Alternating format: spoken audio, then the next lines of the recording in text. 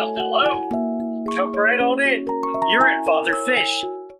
You can't tell how green it is right this minute, but that's a green water culture. I'll show you guys what I'm going to do with this and how the babies are going to go crazy. And they go nuts. They do. And you can see here, this is just the top view of my tank. You can see a couple of little guppies. I'm going to move it up here and get it full screen where everybody can see just how cool this is. It may take a couple of times of doing this to be able to get it where all of them come up. But you get over here.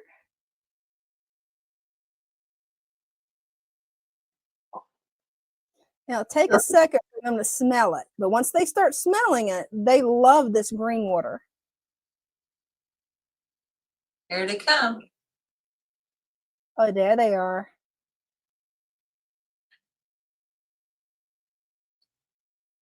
And even the adults run to it, but the babies is the main ones that will eat it. Because this has a lot of beneficial things for them to eat in it. When you look at green water under a microscope, it's amazing at the amount of life that's in there. Oh, wow. Let me grab a little bit more. I've took green water, put it under a microscope, and it's teeming with tiny microscopic life, which is perfect for these little baby fish. Love all the work that I put into it last Thursday. You know, oh my goodness, it was a chore. Oh, I But bet it was. I knew what I needed to do. So it became easy once I understood what I needed to do. And I had to write out a plan on how I wanted to add sand to a 95-gallon That's a big tank. Pentagon tank. But here it is right here. Look at this now. Look at the difference. Wow. Look how clear that water is. Yes. Look at that. Wow. See how deep the sand is? That is a thing of beauty right there. Yep. I just need to add a bunch of plants to it. That's what I need to do. About 40 more plants before I add any more fish, you know, and this is after 3 days. This is what it looks like after I added the almost about an inch of sand. That's amazing. Yeah. Like Father Fish said, you know. Mm-hmm. But I'm very happy with it. I really, really am. And I have one little small crayfish in here that the fish store gave me. You know, when I had a bunch of little babies, about 9 little baby guppies, and they're doing well, and the crayfish is doing well. It's one of the miniatures, so he's no threat. And I have one scud in here. If you can see that little scud in there, when I first set the tank up, within a week, I had worms coming out the sand and scuds came from. I'm like, where is this stuff coming from? It's nature. That's it. And the fish love them.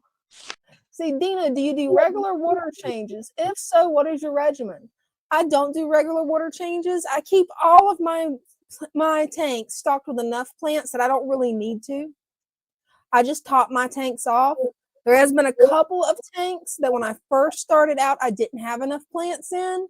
I had a couple of problems with them, did some water changes, but after I learned to recognize the problems, I don't need to actually do water changes anymore. Oh, cool. Yeah, I mean, I've done a couple of water changes on this one when I first got it set up.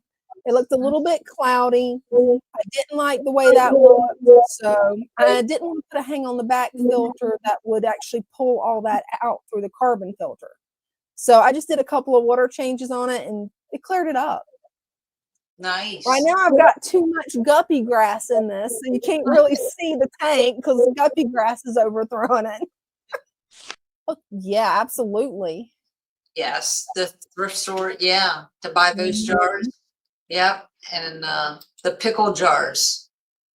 Oh, absolutely. Those gallon-sized pickle jars. Perfect size for a shrimp jar. Oh, yeah.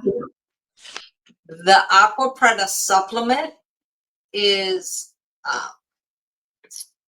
the bag of supplement you get is enough for 100 gallons. It's a 1-pound bag, and you still have to add the peat moss, black cow, and potting mix to that to make your soil. In the complete soil, it's everything is already mixed up. So it's got the supplement, it has the peat moss, the black cow, and the potting mix. It's all mixed together. You don't have to do anything else to it. Just put it in your tank, level it, pack it down, and cap it with sand. Did that clear things up? Oh yeah, and I love the complete soil because it's so easy. It is. We've already done the mixing for you. So we've Right, already done the measuring and the mixing. Everything's done. All you do is pour and go. Yeah, it makes it super simple. It's like I was buying the supplement, and then after he told me about the complete soil, I'm like, ooh, that is really easy. I can just put it into that, and I'm good to go. Yes. Depending on the size tank. Now the smaller tanks, you don't even need quite an inch. You could get away with like a ½ inch. If it's like smaller than 5 gallons, you can get away with a ½ inch and then cap it with an inch to 1.5 inches of sand. But then I have this one who it had been exposed more to the what do you call it, cold, and so it died back. There's a little green towards the bottom, but is there a way, or should I just trim it down and let it regrow next year, or what should I do? Like, oh, my earbud just died. What kind of plant is it? Oh, I forget the name. This is they have like a Okay. Is it yeah, the this pot? one's doing really good. 'Cause They're I for don't the like that ponds. plant either. I like the creeping Jenny. I've got that, and some pothos that are doing fine, like this one. The roots are in there barely, but they're greener than these other ones that are totally in the water. So it's like, okay, maybe too much water. I don't know. The fun thing too was the parrot feather. This one here, I took roots and all and just put it because it was in this tub anyways, and it's doing great. This one here were ones that I cut off the tops that I normally put into my tanks. Died off. They're barely alive. There's a couple of them, like this one's doing fine, but it's just weird how. But this one here was my main concern because I didn't know if I should just let it sit here because there is some green, a little bit in the bottom part, but the top is just straw. And I didn't know if I should take and trim it back and then let it come back next year, or what to do with it. I would trim back the dead parts, green, and let the green take over because the dead part is pulling all the nutrients. Oh, okay.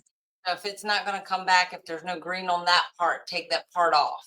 Right, because it's all this right here. It's further down. You can see a little bit of green.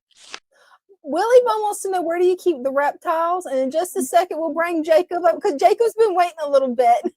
Yes, we have one bearded dragon, and he is in the plant room where I just was, and he's on the rack right above the feeder guppies and more baby blue acara. So we're down to just one now. Well, this is the turtle tank. I keep the light low during the live stream because of how bright these glare up. But I'm going to go ahead and turn them up where maybe you guys can actually see the turtles really clear. This is what they love. They love bug bites. So I'm going to shake this and that. Yep, that called her. That's the little female, the one that likes to bite the little male. Her name's Wartortle. A lot of you guys that's on here a lot already know her. She's really sweet, but as you can tell, she's very bitey. She's a feisty girl. And the male, right? She's like, feed me. And you can see she's a little bit chunky because she likes to steal the food. So I have to be very careful when I feed him because she will steal it right out of his mouth. Yeah, she's probably going to try to bite me again. You can't bite through the glass, sweetheart. Sorry. She's going to try. Oh, she will. She's a little bit aggressive.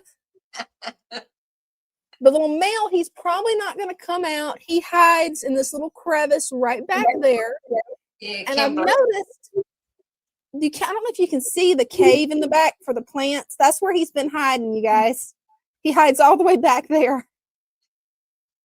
Can't really blame him for hiding. I mean, she bites him every time he comes out. She does. She's an aggressive little thing.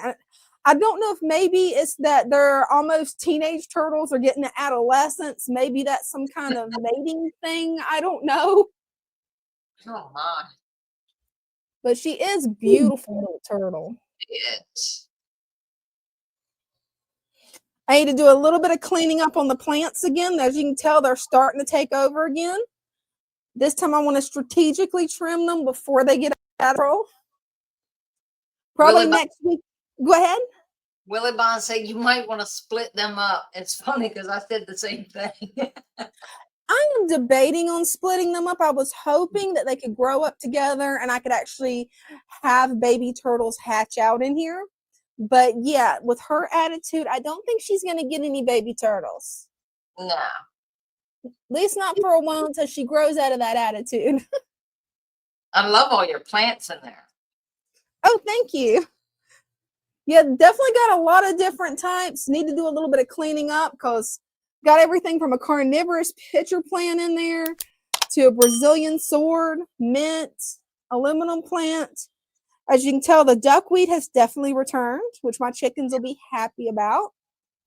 My water lettuce is starting to come back. And whatever type of moss this is that I keep getting out of my husband's tank is taking off. I mean, from here to over here is just straight moss. I need to probably add some of it over here, but I think that's where she likes to watch me from and try to bite me. Little bitey girl.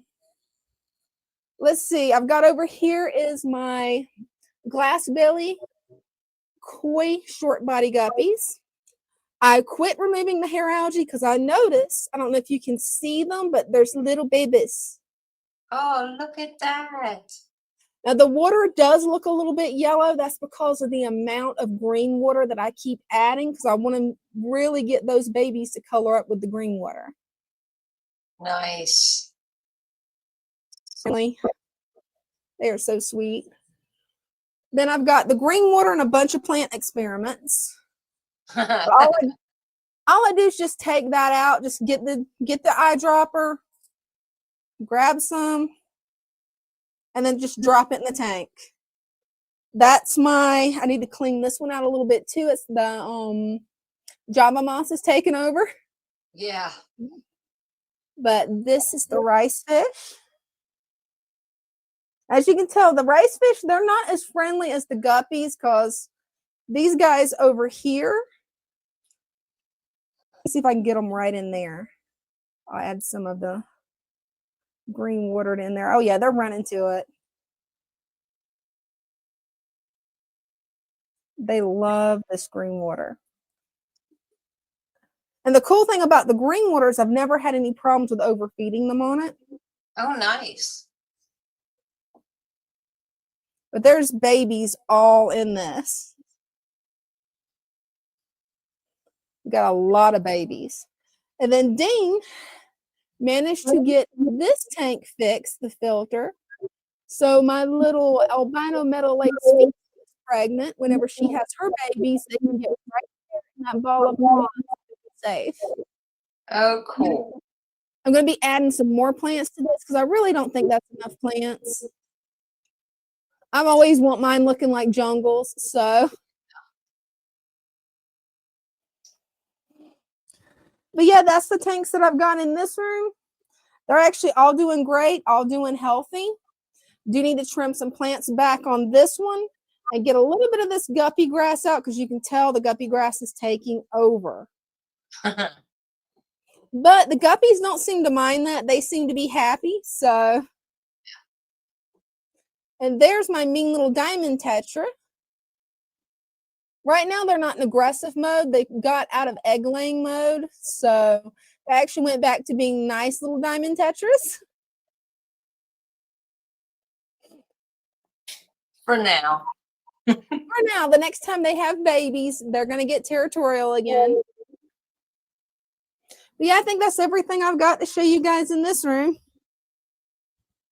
No male turtle out yet, so I guess I'll log off because I don't think he's going to come out after he got bit earlier. Yeah, he's probably in for a week. Right?